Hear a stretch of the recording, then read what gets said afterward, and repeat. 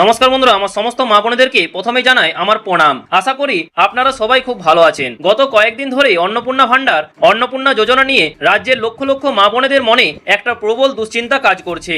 অনেকেই আমাকে মেসেজ করেছেন এবং কমেন্ট করেছেন যে দাদা, আমার তো সব তথ্য ঠিক ছিল, তাও স্ট্যাটাস রিজেক্ট কেন দেখাচ্ছে। আবার অনেকেই স্ট্যাটাস হঠাৎ করে আন্ডার ইনকোয়ারি হয়ে গেছে। আবার কেউ কেউ বলছেন যে দাদা, পেমেন্ট ফেলিওর দেখাচ্ছে, আমি কি আর তাহলে 3000 টাকা পাবো না? আবার অনেকেই বলছেন যে দাদা, আমি তো প্রথম কিস্তি পেয়েছি কিন্তু সেকেন্ড কিস্তি পেলাম না কেন। এই নিয়ে কিন্তু অনেক ডাউট কিন্তু আপনাদের মনে হয়েছে, ঠিক আছে। এবং অনেকেই বলছেন যে অফলাইনে ফর্ম জমা করেছেন নাকি, এবং আপনাদের টাকা তাহলে আর মনে হয় ঢুকবে না। সেটার পেছনে কতটা সত্যতা লুকিয়ে আছে সেটাই কিন্তু আজকের এই ভিডিওতে থাকছে। তাছাড়া আপনাদের যদি কোনো কারণবশত পেমেন্ট ফেলিওর কিংবা আপনাদের রিজেক্ট করে দেওয়া হয় বা আন্ডার ইনকোয়ারি থাকে, তাহলে আপনারা কি করবেন এবং আপনাদের জন্য কি আবার নতুন করে ফর্ম ফিল আপ করতে হবে নাকি অন্য কিছু কারণ রয়েছে, ঠিক আছে। এবং এখন যে পেমেন্ট ফেলিওর লেখা রয়েছে, এর ফলে কি পরের মাসের কিস্তির সময় আপনাদের কি কোনো প্রবলেম হবে, সেটা বিস্তারিত কিন্তু আজকের এই ভিডিওতে আমরা আলোচনা করব। তো আমার সমস্ত মা বোনেদেরকে একটাই অনুরোধ যে অবশ্যই কিন্তু ভিডিওটি শুরু থেকে শেষ পর্যন্ত দেখবেন। একটু বোরিং মনে হতে পারে কিন্তু মনে রাখবেন এই একটা ভিডিওতে কিন্তু আপনার সমস্ত ডাউট কিন্তু ক্লিয়ার হতে চলেছে। চলুন শুরু করা যাক এবং সমস্ত দুশ্চিন্তার অবসান ঘটাতে আজকের এই ভিডিও। প্রথমেই আপনাদের একটা বড় সুখবর দিই এবং আশ্বস্ত করি যে আপনাদের আর বিন্দুমাত্র চিন্তা করার কোনো কারণ নেই। হ্যাঁ, সমস্ত মা বোনেদেরকে আশ্বস্ত করে জানাই যে আর বিন্দুমাত্র কোনো চিন্তার কোনো কারণ নেই, কেননা রাজ্য সরকার আপনাদের কথা শুনেছে, ঠিক আছে। নবান্ন থেকে খোদ মুখ্য সচিব কড়া নির্দেশ দিয়েছেন যে যাদের ফর্ম ভুল করে বাতিল বা রিজেক্ট করা হয়েছিল তাদের প্রত্যেককে আবার যাচাই করা হবে। যদি আপনি যোগ্য হন তাহলে পৃথিবীর কেউ আপনাকে টাকা থেকে আটকাতে পারবে না, ঠিক আছে। আপনার পাওনা টাকা, আপনার হকের টাকা এবং আমাদের এই প্রকল্পের টাকা অবশ্যই কিন্তু আপনারা পাবেন। আমাদের সরকার, নতুন সরকার অবশ্যই কিন্তু আপনাদের এই প্রকল্প যে অন্নপূর্ণা ভান্ডারের প্রকল্প, সেই টাকা কিন্তু আপনারা পাবেনই পাবেন, চিন্তার কোনো কারণ নেই। আপনি 100% গ্যারেন্টি যে আপনার অ্যাকাউন্টে 3000 টাকা কিন্তু পাবেন, সেটা কিন্তু আমরা বিভিন্ন সূত্র মারফত এবং আমাদের মাননীয় শুভেন্দু অধিকারী থেকে শুরু করে সবাই কিন্তু সমস্ত রাজনৈতিক পক্ষ থেকে কিন্তু আলোচনা করা হয়েছে। অবশ্যই কিন্তু আপনারা পাবেন, চিন্তার কোনো কারণ নেই। তাছাড়া আজকের ভিডিওতে আমি আপনাদের নবান্নের অফিসিয়াল নোটিশ, নিউজ চ্যানেলের ব্রেকিং নিউজ এবং যাদের পেমেন্ট ফেলিওর সত্ত্বেও টাকা ঢুকেছে তার লাইভ প্রমাণ অর্থাৎ SMS দেখাবো। তাই ভিডিওটি একটু না টেনে শেষ পর্যন্ত খুব মনোযোগ সহকারে দেখতে থাকুন। এবং আপনারা অনেকেই বলছেন যে দাদা, আমরা তো গরিব, আমরা তো টাকা পেলাম না, কিন্তু অনেক বড় লোকেদের ঘরে টাকা পেয়েছে। এমনকি সরকারি চাকরির যারা সরকারি চাকরি যাদের ঘরে আছে রয়েছেন, তার স্বামী রয়েছেন, তারাও কিন্তু এই টাকা অন্নপূর্ণার টাকা পেয়েছেন। তাহলে বলে রাখি ওনারা যে পেয়েছেন পরবর্তীকালে কিন্তু ওনাদের নাম কাটা হবে। এই নিয়ে একদম দুশ্চিন্তা করবেন না যে আপনি বাতিল হয়েছেন। আপনার একটু সময় নিচ্ছে, একটু সময় তো দিতেই হয়, তাই না। নতুন নতুন সরকার এসছে, এত তাড়াতাড়ি তো সবকিছু সম্ভব নয়। আর যারা পেয়েছেন, আপনি যে অভিযোগগুলো করছেন, আপনারা অবশ্যই কিন্তু এই ওনাদের নাম কিন্তু বাতিল করা হবে, চিন্তার কোনো কারণ নেই। এখানে কিন্তু প্রাপ্ত গরিব মা বোনেরাই কিন্তু এই টাকা কিন্তু পাবেন, ওনারা কিন্তু এই টাকা থেকে বঞ্চিত হবেন না, চিন্তার কোনো কারণ নেই। অন্নপূর্ণা ভান্ডার আপনাদের অ্যাকাউন্টে ক্রেডিট হবেই হবে, ঠিক আছে। তাছাড়া আমি তো আছি, সমস্ত আপডেট সবার আগে কিন্তু আমরা এই চ্যানেলের মাধ্যমেই প্রোভাইড করে দেবো, ঠিক আছে। তাই আপনাদের কাছে একটা বিনীত অনুরোধ, আপনারা যদি এই চ্যানেলে নতুন হয়ে থাকেন তো অবশ্যই কিন্তু চ্যানেলটিকে সাবস্ক্রাইব করে পাশের বেল আইকনটি প্রেস করে রাখবেন এবং আমাদের একজন ফ্যামিলির মেম্বার হয়ে অবশ্যই যুক্ত থাকবেন। আপনাদের এই দাদা কিংবা আপনাদের ভাই কিংবা পুত্র অবশ্যই কিন্তু আপনাদের কাছে সঠিক খবর কিন্তু আপনাদেরকে প্রোভাইড করে দেবে, ঠিক আছে। তাই চিন্তার কোনো কারণ নেই। চলুন এবার আসা যাক। স্ক্রিনে আপনারা এই মুহূর্তে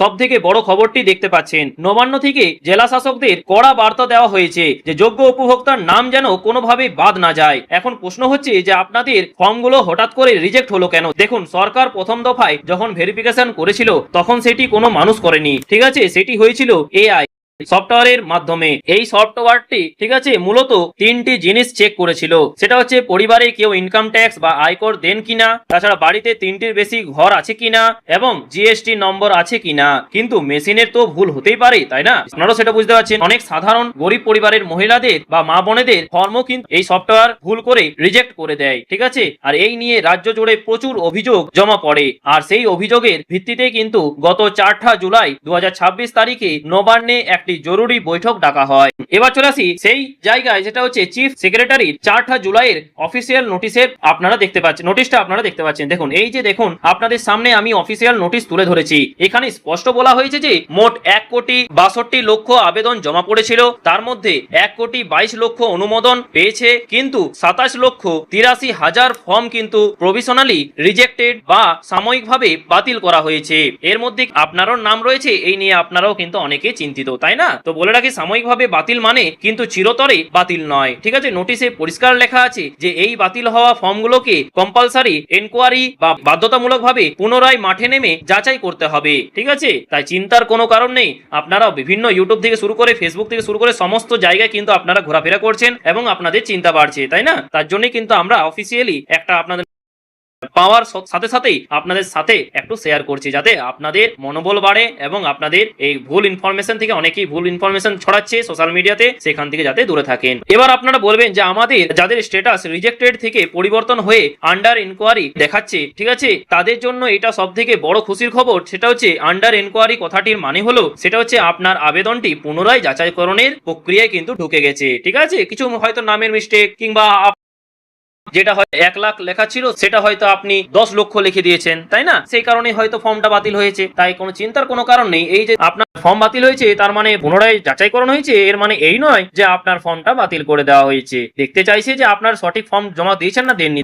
দেখবেন আপনি ভালোভাবে চেক করলে দেখবেন আপনার একটু না একটু কিছু না কিছু জায়গায় আপনার হয়তো ভুল ইনফরমেশন আপনি দিয়েছেন, ঠিক আছে? চলুন, তাছাড়া আগে যে ভেরিফিকেশন মেশিনে হয়েছিল, ঠিক আছে, এবার সেটা আর মেশিনে হবে না। এবার সম্পূর্ণ ম্যানুয়ালি, অর্থাৎ সরকারি আধিকারিকরা নিজেরা আপনার তথ্যগুলো মিলিয়ে দেখবেন। এই প্রক্রিয়া গত 5ই জুলাই থেকে কিন্তু শুরু হয়ে গেছে। আর মুখ্য সচিব কড়া নির্দেশ দিয়েছেন যে আগামী 10ই জুলাইয়ের মধ্যে, অর্থাৎ মাত্র 7 দিনের মধ্যে কিন্তু এই কাজ শেষ করতে হবে, যাতে কোনো যোগ্য মা বোন তাদের অধিকার থেকে বঞ্চিত না হন। এবার অনেকে প্রশ্ন করছেন যে দাদা, আন্ডার ইনকোয়ারি দেখালে কি বিডিও অফিস, পঞ্চায়েত বা পৌরসভায় গিয়ে কোনো কাগজ জমা দিতে হবে? দেখুন, আপনাদের পরিষ্কার করে বুঝিয়ে বলি, সেটা হচ্ছে এখনো পর্যন্ত নবান্ন থেকে এমন কোনো নির্দেশিকা আসেনি, ঠিক আছে, যে আপনাদের ফর্ম বা কাগজ জমা দিতে ছুটতে হবে। কারণ এখন সরকারি অফিসগুলোতে ছুটি চলছে।